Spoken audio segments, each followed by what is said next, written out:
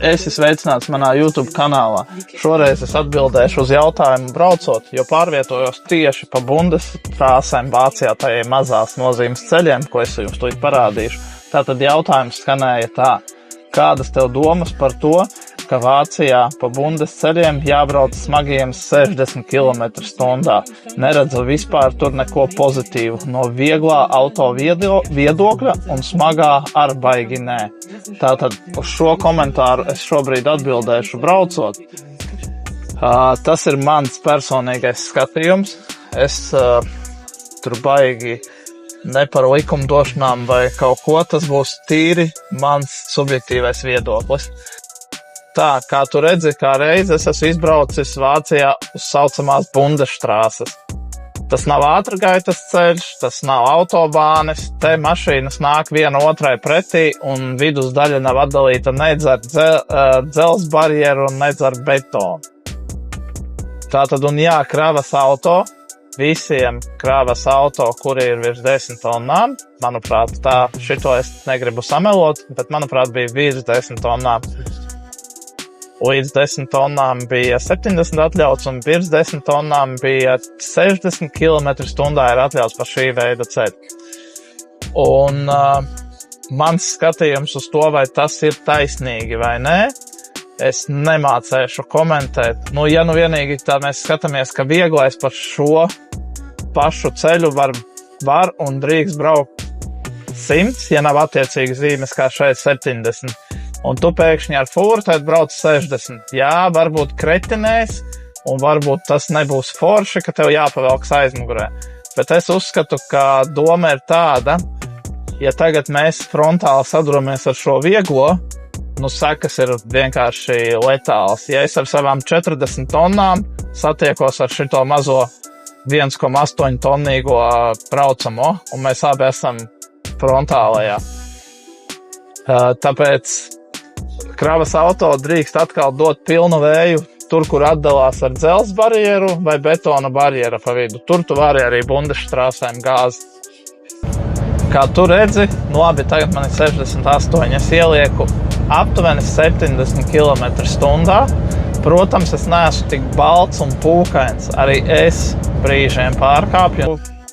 Ko neņemiet piemēru no manis, brauciet pareizi un tad nebūs problēma. Bet jau par šo, ka es braucu tagad 70 km/h, mani, ja nofotografēs fotoradars, man būs sots 60 eiro. Jā, tagad ir 60 eiro, ja nemaldos, bija 30 un pacēlis pusi vairāk. Bet es, ziniet kā, es atļaujos līdz tiem 10 pārkāpt, lai gan es domāju, vai tas manā dzīvē kaut ko dos, ka es aizskriešu ātrāk uz mājām. Bet varbūt manā dzīvē dos daudz vairāk tie 60 eiro, kurus man nevajadzēs atdot sodā, ko es varēšu nopirkt meitai jaunas krosenes vai kaut kādas sporta bikses, ja mēs tā to domājam. Tad es tev pastāstīšu vēl vienu stāstu. Arī es vienreiz ļoti steidzos uz mājām. Izkrāvis biju aitas un biju ļoti noguris un gribēju ātrāk mājās. 2 kilometri pirms firmas stāvēja fotoradars pie zīmes 70. Mani nofotografēja uz 86 km/h. Tātad noņēma kļūdu un sanāca 83 km/h. Sots bija, vairs nepateikšu cik liels, bet pietrūka 1 km/h ātrāk, lai man atņemtu tiesības uz 1 mēnesi. Labi, sodu arī es nesamaksāju, jo, kā izrādījās, iesniedzot to sodu firmas juristam parādījām, un viņš teica, ka likuma noteiktā kārtībā sots bija jāizsūta līdz tam un tam datumam, konkrēti līdz kuram, cik ilgā laikā tev jāsaņem sots. Un sodu es biju saņēmis pa pastu 1 dienu vēlāk, kā likumā noteiktā kārtībā paredzēts. Līdz ar to sodu man anulēja, es to nesamaksāju. Jā, es jau biju ieplānojis, man mēnesis būs brīvs droši vien, ja šitāds ātrums un mēnesi būs nāksies atdot tiesības, nevarēšu pastrādāt. Bet labi, tur iztiktu tikai ar sodu, bet arī kas nebija maziņš. Un tad man ir jautājums tāds, vai man ir jēga čīkstēt un raudāt par to, ka tas ir godīgi vai negodīgi, ja es to izmainīt nevaru. No drošības viedokļa es uzskatu, ka tas ir godīgi, ja tev neviens tagad purnā neienāks ar 90 km/h. Nu, labi, frontālais vienalga būs bēdīgi, vienalga, cik tur liels ātrums. Tojiem savā ziņā, kas brauc no aizmugures, tas ir negodīgi, tāpēc, ka viņš var braukt 100, es 60, un tas tā kā rada papildus stresa situācijas, kad tev ir mērķis un vēlme apdzīt to fūri, un līdz ar to tādi ir daudz, kas vēlas, un tas arī var beigties diezgan slikti. Nu, tāpēc šeit es pat nezinu, vai es varēšu pilnvērtīgi atbildēt uz šo jautājumu. Bet, savas domas es esmu izteicis, jā.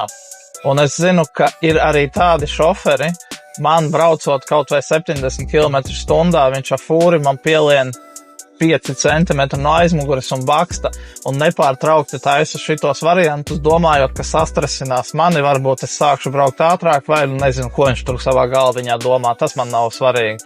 Jā, arī man ir reizes, kad gribas ātrāk tikt mājās, gribas ātrāk pie ģimenes, vai atpūsties, kad esmu jau noguris. Bet vai man tagad tas kaut ko dos, ka es aizmugurē stresošu kādam? Nu, nē, visticamāk tas priekšējais, viņam taču pilnīgi vienalga.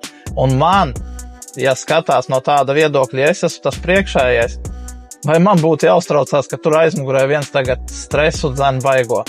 Es braucu pēc tā, kā tas ir paredzēts likumā. Es jau tā 10 kilometriņu pielieku klāt. Un es vienkārši uzreiz rēķinu elementāri. Nu super, ja man tagad nāksies maksāt sodu, es ieguvējis nebūšu vispār nekādā veidā, bet zaudētājs gan. Es par to naudu varbūt nedēļu ģimeni varu pabarot, kas man jānomaksā sodā. Kur es esmu ātrāk aizskrējis, ja es aizbraukšu uz tiem? Es zinu, ir darba atpūtas laiki, es par to negribu diskutēt, tas ir cits jautājums. Bet vai es tās 5-10 minūtes, kuras es būšu ātrāk galamērķī, man kaut ko daudz dos? Jā, kopsumā daudziem, kam ir jātiek līdz prāmim, tas var būt visā. Tur ir stāsti daudz un dažādi. Bet mēs taču visi piecelsimies svētdienā no rīta, vai ne? Ja tā ir svētdienas diena. Tas, kurš skrēja, viņš jau nebūs pirmdienā. Un lielākoties ir tās situācijas tādas. Viņš skrien, tur iedzen, apdzen. Un tagad mēs vienkārši pie firmas piebraucam. Viņš piebrauc un izkāpj un aiziet lēnām. Bet ja viņš man priekšā, labi, ok, uzkrausies ātrāk, super. Bet ja tā skrienošā situācija bija tik ļoti vajadzīga, tad lec ārā no tās fūres, klubdams, krisdams, skrien tālāk, bet nē, brīdī, tad, kad izkāp no mašīnas, tu sāc iet lēnām, un kur palika tavs steigas? Es domāju, ka ar šo es būšu patarkšķējis vienam tādam mazam video, savas domas izklāstījis. Tiekamies jau nākamajā kādā video, lai visiem labi ripo un veicas uz ceļa. Aidā! Pirms es beidzu video, es aizmirsu piebilst to, ka mans mērķis nav vispār nekāda veida naida kurināšana vai kas tam līdzīgs. Tas ir mans subjektīvais viedoklis, un es zinu, ka tas atšķirās ar daudziem citiem. Bet tā kā es to tagad izklāstu video formātā, tad varētu būt, ka domas ar kādu atšķirsies. Bet atceries, tas, ka mūsu domas atšķirās, nenozīmē, ka es vai tu esi slikts. Tas nozīmē, ka mums domas atšķirās. Lai visiem labi ripo.